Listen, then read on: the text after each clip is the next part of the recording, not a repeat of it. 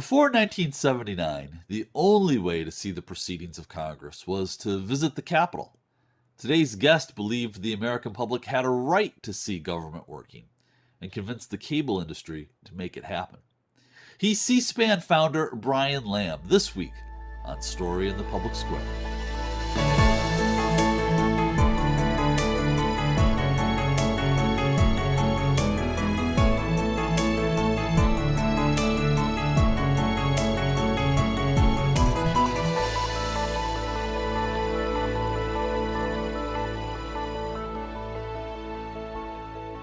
Hello and welcome to Story in the Public Square, where storytelling meets public affairs. I'm Jim Ludis from the Pell Center at Salve Regina University. And I'm G. Wayne Miller. This week, we're joined by a legendary media executive, the founder and former CEO of the Cable Satellite Public Affairs Network. You might know it by its acronym C-SPAN. Brian Lamb, thank you so much for joining us today. Thanks for inviting me, Jim. Good to see both you and Wayne. Well, you and I were talking a little bit before we got started here, but I have been watching C-SPAN for 30-something years, started as a teenager in the 80s, and sometimes I've wondered whether you were celebrating the way democracy works or if you were shaming the people who were making democracy not work. And I wonder if you could speak to that sort of that tension, because you've laid bare a lot of what's right with American democracy, but also what's wrong. I actually, when I first started working on this project, I wasn't really sure what would happen, because it had never happened in history where you would have a constant camera on a government like this. At first, I thought this was going to make things better and that we would better understand how it all worked. But the primary goal really wasn't the Congress or government. It was to open up this whole vast world that we saw tiny little bits on television at night for 30 minutes. And that seemed to me to be wrong, that we needed to see a lot more of what went on other than the evening newscast. That was the drive more than anything, too. And we got there. We didn't do it, but we got there in the sense that now we have all these programs, all these networks, so that we can see more of the world. And that was probably the primary goal. Did you anticipate? So there are critics who say that, putting cameras in the chambers of the House and Senate has changed the way those institutions operate. Do you put any stock in that? You can't put a camera in front of anybody without changing something. So I suspect that there has been change that matter. I have to tell you, and I've been doing this for 45 years, I don't really think about it because I think this country has to figure out how to be open. And it's a struggle. It's still a struggle today because there's just a story I read this morning about the Supreme Court. The court doesn't want to open up the cameras, and it wouldn't hurt anybody, but they think it would. And so the decision is down the road somewhere. I wonder if I could just sort of dive in a little deeper there. What do you think is responsible for, we celebrate transparency, for lack of a better term. We talk about open democracy. Why do you think institutions and individuals are so reluctant to have that daylight shine in? Well, Jim, you've been in government and around politicians, and you know exactly what happens. The minute you decide to run for office, or if you get elected, you want to control your image. Yeah. It's not a lot more complicated than that. And once you think about the control factor, because I was a press secretary years ago to a senator, it just changes everything. They don't want you to see things that they don't want you to see. I don't think it's a lot more complicated than that. Why do you think the Supreme Court is still reluctant to have cameras? I mean, if you look at courts locally across states and in different districts in the United States, many of them allow, I would guess maybe even most allow cameras to some extent. Why is the Supreme Court holding on to, what is such an old-fashioned modus operandi, as it were? I could give you a long answer. I won't bore you with that because it is complicated, Wayne. They see what they think happened to the House and the Senate and the presidency. And over time, they've just kind of drawn the circle around the campfire and said, we aren't going to let anybody else in. Even in spite of that, because of COVID, this Chief Justice went to Zoom, WebEx, or whatever to have meetings, which was really a big change. But more importantly to us, he let us have it all live. And up until this point, we never had it. You've been around Washington, and obviously through C-SPAN for a very long time. What's your assessment of the state of politics today in the United States? And again, that could be a very long answer, but give us whatever kind of answer you want to give. I'll keep it short. It's not what people living today think it is. They think this is the worst time in history and it's ugly and horrible. All you have to do is go back to Lincoln.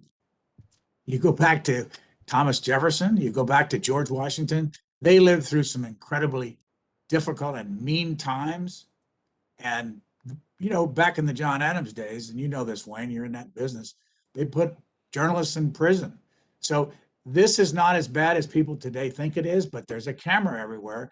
And that's changed the dynamics of what people are seeing. So it's not good right now, but it's not necessarily the worst time in history. Just think of the Civil War. Is there something though? You and I, again, we were talking before we got started here, and you know, the spectacle in American politics today.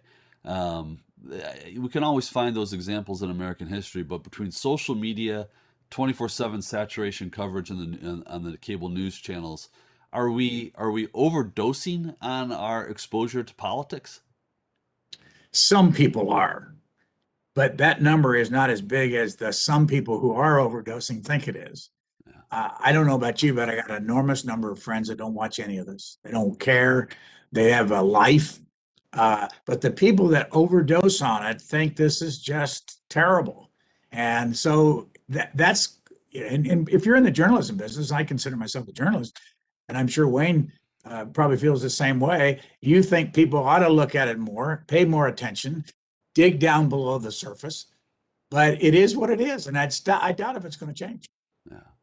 What about disinformation? It's not simply that some people are tuned in and other people are not tuned in, and some people dig deeper and some don't, and some go to TV and some go to websites. And there's the whole social media thing. We've talked about this often on this show, but would love your take, given your long experience with media. I start with being, I'm not on social media and I don't like it myself personally. I don't need it. But I start with believing strongly in the First Amendment being absolute. I met with a bunch of 15, 16-year-olds yesterday who are in Washington at George Mason University participating in a seminar week on journalism. And so I spent the whole hour asking them the same question you're asking me. And they really don't care what I think or you think. They love social media. It's not going to go away. And they think they can trudge through it and make sense of it. But I will never go there because I think it's entirely too flip, but nobody really cares what I think about this. Well, we care, but let me ask you this: one of the things that you've advocated for over the years, and I think in particular during the impeachment trials, was the ability to put cameras on the floor. So folks who watch C-SPAN know now that you're sort of limited to robotically operated cameras around the upper levels of the chamber. What do you hope that Americans would see and learn if they had the kind of access that you've been advocating for? I don't think they would learn that much. It's just the idea that, again, we go back, Jim, to what we were talking about in the beginning about politicians wanting to control their image. Yeah. Let me tell you a brief story. Years and years ago, I can still see the faces of the people I ended up having to deal with over this. We proposed in a letter that we be allowed to put our own cameras in the House of Representatives. So a Democrat and a Republican formed a little committee, and they asked us to meet with them and talk about what we would do.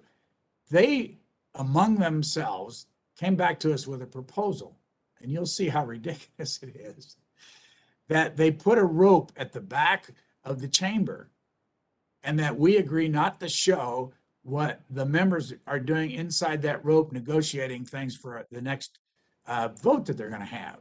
And it really shows you how little they understand what we're trying to do. And it doesn't matter that they don't understand it. They don't care. They want to control their image.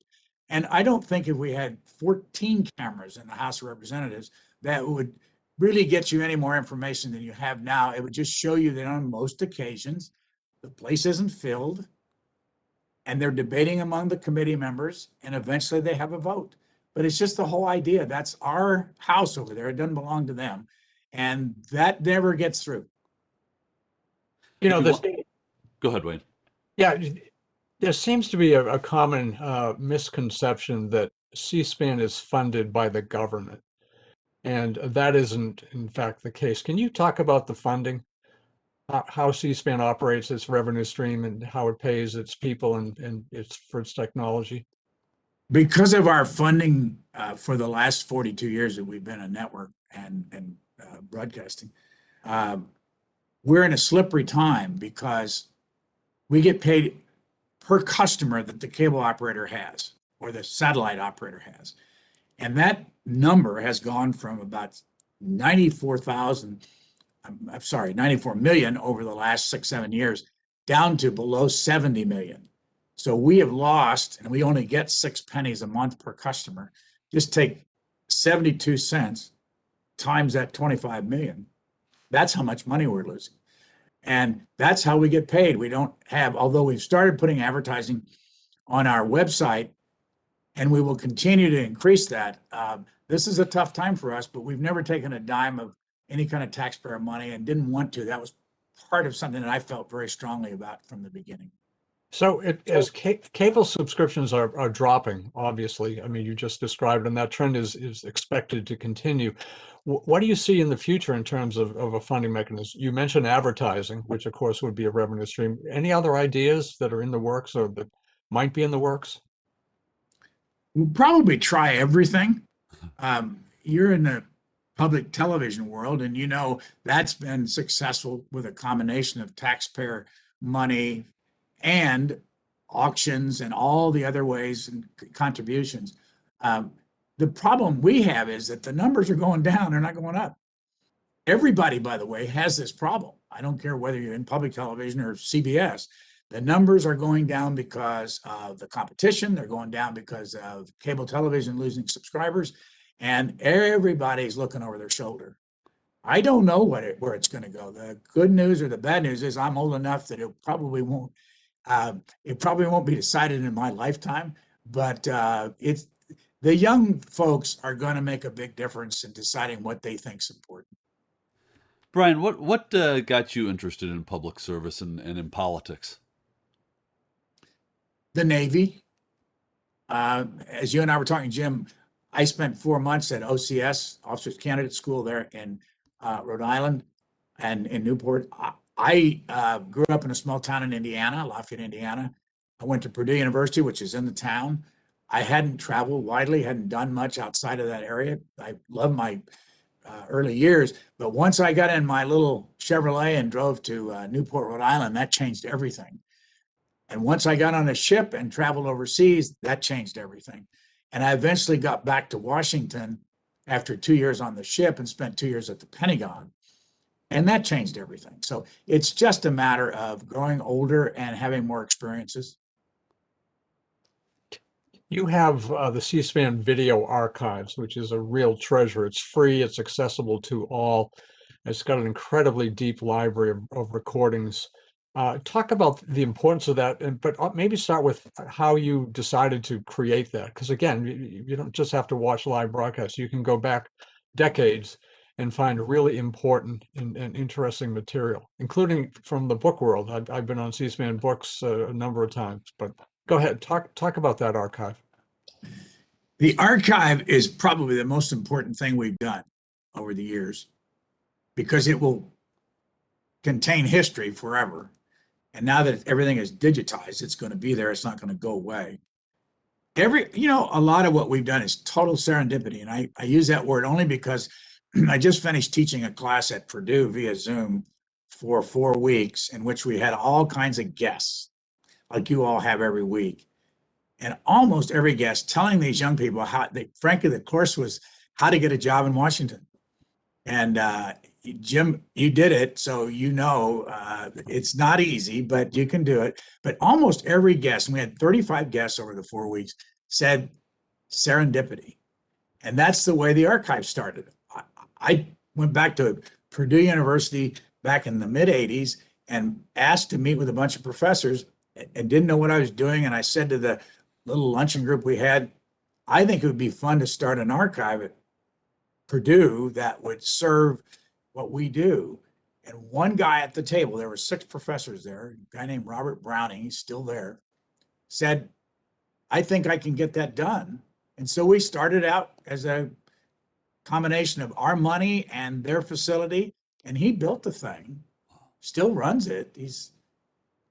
Robert wouldn't like for me to say this. He's in his 70s now. He's sensitive about age, but Robert has done a brilliant job of creating, with a very small staff, this archive that it's free to everybody. And our cable television industry allowed us to do that as a part of what we do.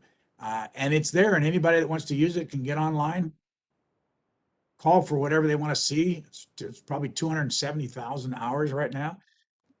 Since we started this, as you both know, there's something called YouTube. And YouTube has billions of minutes of video. The only thing that they don't have, though, is everything cataloged and abstracted and all that. And that's the beauty of the archive. It's a small place, but a huge effort. That's how this all got together. And it's So- a remarkable resource. We've drawn on it ourselves. Good. This is going to be a bit of a digression, but you use the word serendipity to describe how this archive happened. And I want you to talk about the role of serendipity in a lot of creative and other processes, because it's so important. And I don't think people talk about it a lot. This show, to some extent, is the result of serendipity. I think Jim To a would big say- extent, yeah. to a big extent. Talk about that. It's something that we don't really discuss. People think everything is planned and it follows a path and a formula, and not true in many ways, and in life really. But anyway, talk about serendipity. I loved you use that word. I don't like the sound of that word for some reason. I never have, but it defines my life. I mean, everything I have done has been serendipitous. You meet somebody and you say, I'm interested in this. And the next thing you know, I say, well, come see me. I'll give you an example. When I was in the Pentagon, every week on Thursday around 11 or 12 o'clock, Robert McNamara, who was basically the architect of the Vietnam War, would have a news conference in his dining room with print press and television people, but it was on the record only to be quoted as a U.S. official. And the next day, you would pick up the New York Times, the Washington Post, or one of the newspapers, or your newspaper, and up in the top right-hand lead story would be, U.S. officials say we're going to bomb North Vietnam. And I was in the Pentagon, and I was in the Defense Public Affairs Office, and I used to say, that's weird. The average person has no idea where that's coming from. There was no indication that it was Robert McNamara. And I would listen on the closed circuit deal. And one day I went across the hallway and I said to a guy who was a government employee who was very open, and I'd say, his name was Bob Harvey. I said, Bob, I'd love to go sit in that room. And he said, well, okay, son, maybe someday. And I'd see him a couple of times and say, Bob, don't forget my request. I want to go sit in that room. One day he came in to me, tapped me on the shoulder, he said, come with me. And I went up in that room and sat there. And you know what it's like. You've been there, you've been inside. And I said, the public just ought to see this. This is heavy duty stuff. The journalists know. I knew because I was in the office, but the public had no idea. And that was serendipitous that I could go see that. And that is the story of my life. One thing led to another, and that's how C-SPAN got here. And it took a lot of people. I mean, I have to tell you, cable television executives who you never heard the name of them are the kind of American citizens that said, yeah, count me in on that deal. And they didn't get anything out of it. They really didn't. Some people thought they were going to get something out of it, but they didn't.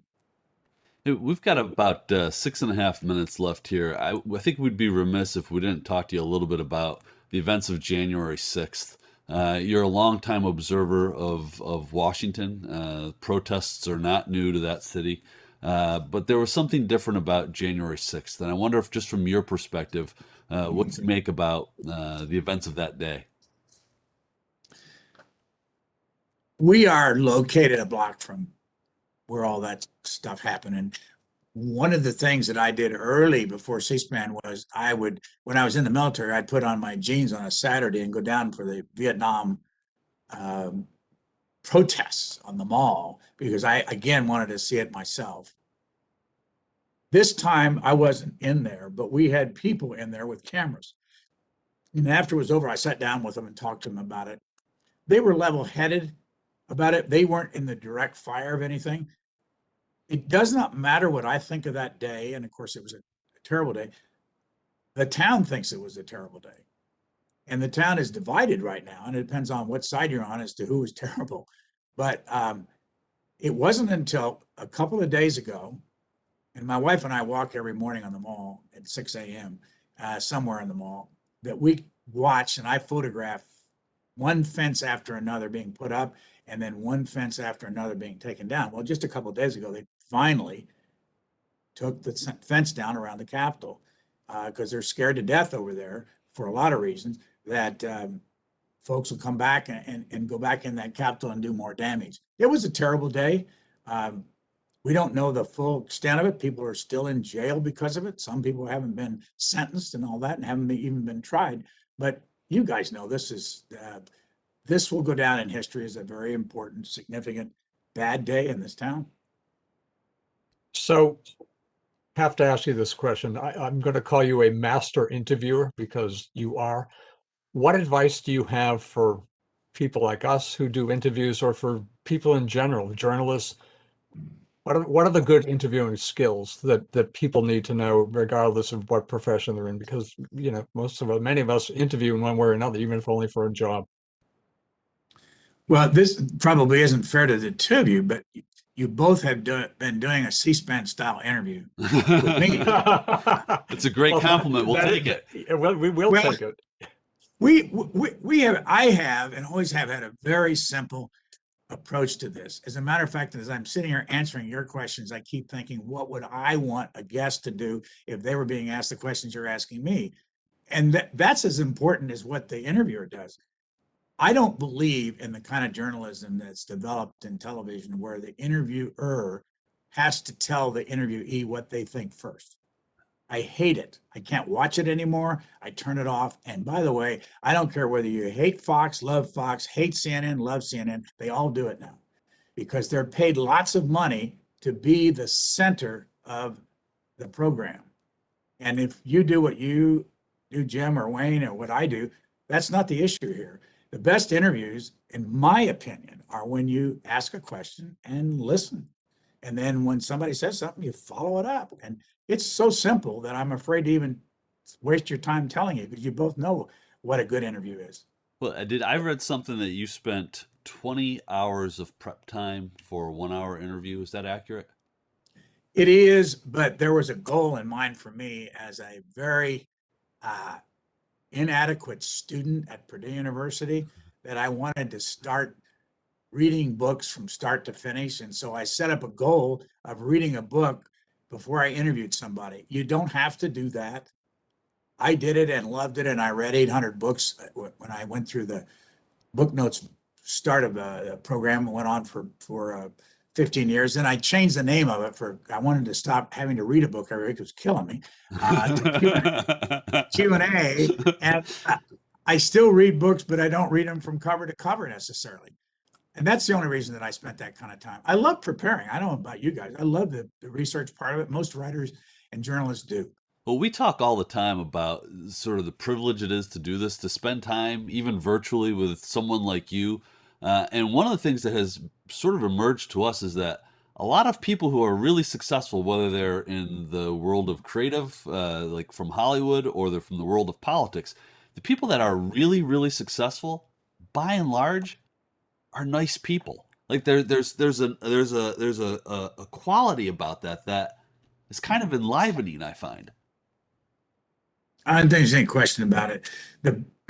Worst thing that happens to people in the public spotlight is they talk too much and they don't know how to listen. And they are so used to everybody asking them what they think. I can go days without somebody saying to me, how's your day? What have you been doing lately? What are you reading?